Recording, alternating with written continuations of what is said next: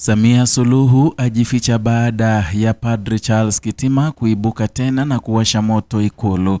Jambo na karibu kwa taarifa zetu za TanzaPulse, na tafadhali kumbuka kusubscribe.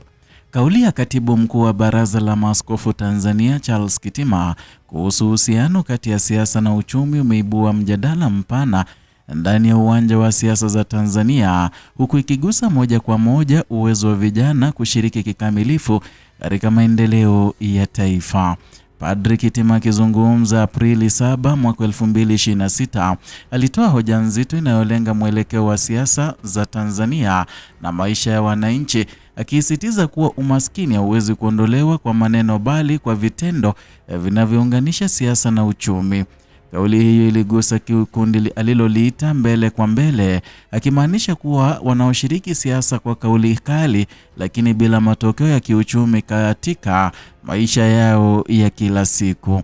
Katika mazingira ambayo vijana wanazidi kuwa sehemu kubwa ya nguvu za siasa nchini Tanzania, kauli hii imechochea mjadala kuhusu nafasi yao katika kuleta mabadiliko ya kweli. Na Padri Kitima alieleza kuwa changamoto kubwa si kukosekana kwa nguvu ya vijana, bali ni kushindwa kwa kuunganisha ushawishi wao kwa kiasi na kisiasa na matokeo ya kiuchumi. Alitoa mfano wa nchi ya India, akieleza jinsi taifa hilo linavyonufaika na wataalamu wake walioko nje ya nchi ambao wanachangia mapato ya taifa kupitia fedha wanazotuma nyumbani. Mfano huo uliweka wazi hoja yake kwamba siasa bila mkakati wa kiuchumi haziwezi kubadilisha maisha ya wananchi kwa kiwango kinachohitajika. Kauli hii haikuishia katika midomo ya viongozi wa dini pekee, iliingia haraka katika anga ya kisiasa baada ya makamu mwenyekiti wa Chama cha Demokrasia na Maendeleo John Heche kushiriki ujumbe huu kupitia mitandao ya kijamii. Hatua hii ilionyesha wazi kuwa hoja ya Padri Kitima imepata uungwaji mkono kutoka kwa baadhi ya viongozi wa kisiasa, hasa wale wa upinzani. John Heche alitoa pongezi kwa Padri Kitima, akimtaja kama kiongozi ambaye kwa muda mrefu amekuwa mstari wa mbele katika kutetea haki za wananchi, na kauli hiyo pia ilibeba ujumbe wa kisiasa, ikionyesha mstari wa mbele katika kutetea haki hizo. Na katika siasa za Tanzania, uhusiano kati ya viongozi wa dini na wanasiasa umekuwa na historia ndefu na yenye mshawishi mkubwa. Mara nyingi viongozi wa dini wamekuwa wakitoa sauti zao katika masuala ya haki, utawala bora na maendeleo ya jamii. Kauli ya Padri Kitima inaingia moja kwa moja katika mkondo huo, lakini safari hii ikiwa na msisitizo mkubwa juu ya uchumi. Kauli yake imeibua mjadala kuhusu dhana ya siasa za matokeo, ambapo wananchi wanatarajiwa kuona matokeo halisi katika maisha yao badala ya kusikia ahadi au kauli za kisiasa zisizo na utekelezaji. Katika mazingira ya sasa ambapo gharama za maisha zinaendelea kuwa changamoto kwa wananchi wengi, hoja ya kuunganisha siasa na uchumi imepata uzito mkubwa. Na ndani ya vyama vya siasa, kauli hii inaweza kuwa na athari ya ndani, na kwa vyama vya upinzani kama Chadema inaweza kuwa msukumo wa kuimarisha sera zao za kiuchumi na kuonyesha wazi jinsi wanavyoweza kubadilisha maisha ya wananchi endapo watapata nafasi ya kuongoza. Na kwa upande wa chama tawala, hoja hii inaweza kuongeza shinikizo la kuonyesha mafanikio ya kiuchumi yanayogusa wananchi moja kwa moja. Na katika miaka hivi karibuni, Tanzania imekuwa ikishuhudia mjadala mikubwa kuhusu uchumi, ajira kwa vijana na nafasi ya siasa katika kuboresha maisha ya wananchi. Kauli ya Padri Kitima inaongeza sauti mpya katika mjadala huo, ikisisitiza kwamba siasa haziwezi kujitenga na uchumi. Padri Kitima pia ni mgeni ama si mgeni katika mijadala yenye mvutano wa kisiasa. Amewahi kujikuta katika matukio yanayohusishwa na siasa, ikiwa ni pamoja na tukio la kushambuliwa na watu wasiojulikana, tukio ambalo lilitafsiriwa na wengi kuwa na misingi ya kisiasa kutokana na msimamo wake wa wazi dhidi ya baadhi ya sera za serikali. Historia hiyo inaongeza uzito wa kauli zake za sasa na inaonyesha kwamba si kauli za kawaida bali ni sehemu ya msimamo mpana unaolenga kuibua mjadala wa kitaifa kuhusu mwelekeo wa nchi. Kwa vijana wa Tanzania, ujumbe huu unaweza kuwa na maana kubwa. Taifa lina idadi kubwa ya vijana ambao kwa kiasi kikubwa wanashiriki katika siasa kupitia mitandao ya kijamii, mikutano ya hadhara na shughuli za kisiasa. Hata hivyo, changamoto kubwa imekuwa ni jinsi ya kubadilisha ushiriki huo kwa matokeo ya kiuchumi. Kauli ya Padri Kitima inaweka wazi kwamba nguvu ya vijana itoshi bila mkakati wa kiuchumi. Inahitaji mipango, ujuzi na uwezo wa kutumia fursa zilizopo ndani na nje ya nchi, na inahusisha pia elimu, ubunifu na uwekezaji. Na kwa upande mwingine, kauli hiyo inaweza kuchukuliwa kama changamoto kwa kizazi cha sasa cha wanasiasa.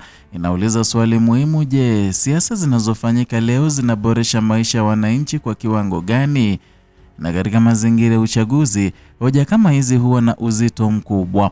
Wapiga kura wanapoanza kuangalia siasa kwa mtazamo wa kiuchumi, wanaweza kubadilisha vigezo vya kuchagua viongozi wao, na badala ya kuangalia maneno ya misimamo ya kisiasa pekee, wanaanza kuangalia matokeo. Hii inaweza kubadilisha kabisa uwanja wa siasa nchini Tanzania. Na katika historia ya siasa za Afrika Mashariki kumekuwa na mifano kadhaa ya viongozi walioweza kuunganisha siasa na uchumi kwa mafanikio. Na hata hivyo pia kumekuwa na changamoto nyingi ambapo siasa zimekuwa zikitangulia mbele ya uchumi na kusababisha pengo kati ya matarajio ya wananchi na hali halisi ya maisha yao. Kauli ya Padri Kitima inaonekana kulenga kuziba mpengo hilo, na kwa Chadema uungwaji mkono wa kauli hiyo unaweza kuwa sehemu ya mkakati mpana wa kujijenga kama chama kinachojali maslahi ya masuala ya kiuchumi ya wananchi. Kwa chama tawala inaweza kuwa ishara ya haja ya kuendelea kuboresha sera na utekelezaji wake. Katika mitandao ya kijamii, mjadala kuhusu kauli ya Padri Kitima umeendelea kukua, baadhi ya watumiaji wakiunga mkono hoja yake, wakisema kwamba ni wakati wa vijana kubadilisha mtazamo wao kuhusu siasa. Wengine wameona kuwa ni ukosoaji wa moja kwa moja kwa mfumo wa sasa wa kisiasa. Na hata hivyo, jambo moja linaonekana kuwa wazi: kauli hiyo imegusa hisia za watu wengi. Na katika mazingira ya sasa ya siasa ambapo taarifa husambaa kwa kasi kupitia mtandao ya kijamii, kauli kama hii zina uwezo mkubwa wa kuathiri maoni ya umma. Zinakuwa si tu maneno bali pia ajenda za mjadala wa kitaifa. Na kwa upande wa viongozi wa dini, nafasi yao katika siasa imekuwa ikiangaliwa kwa jicho la karibu. Wakati mwingine wamekuwa wakikosolewa kwa kuingilia siasa, lakini pia wamekuwa wakisifiwa kwa kusimama upande wa haki na ukweli. Padri Kitima anaonekana kuendelea katika mkondo huo, na kauli yake haijazungumzia chama fulani moja kwa moja, bali imegusa mfumo mzima wa siasa za uchumi, na hii inafanya kuwa na uzito wa kitaifa badala ya kuwa hoja ya upande mmoja wa kisiasa. Kadri mjadala unavyoendelea, swali kubwa linabaki: je, Tanzania inaweza kufanikisha siasa zinazozalisha matokeo ya kiuchumi kwa wananchi wake? Jibu la swali hilo litategemea hatua zitakazochukuliwa na viongozi, vyama vya siasa na hata wananchi wenyewe. Na katika hitimisho, kauli ya Padri Charles Kitima imefungua ukurasa mpya katika mjadala wa siasa za Tanzania. Imeweka wazi kuwa siasa na uchumi haviwezi kutenganishwa ikiwa taifa linataka kuona maendeleo ya kweli.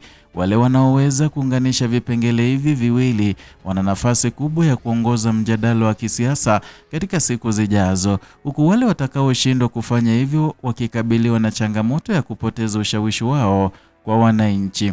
Kwa sasa macho yote yanaelekezwa kwa viongozi wa kisiasa na vijana wa Tanzania kuona kama watachukua ujumbe huu kama changamoto ya kujenga mfumo mpya wa siasa utakaozingatia matokeo ya kiuchumi. Hapo ndipo itajulikana ni nani anapata ama atapata faida ya kisiasa na ni nani atakayepoteza katika mabadiliko haya yanayoibuka.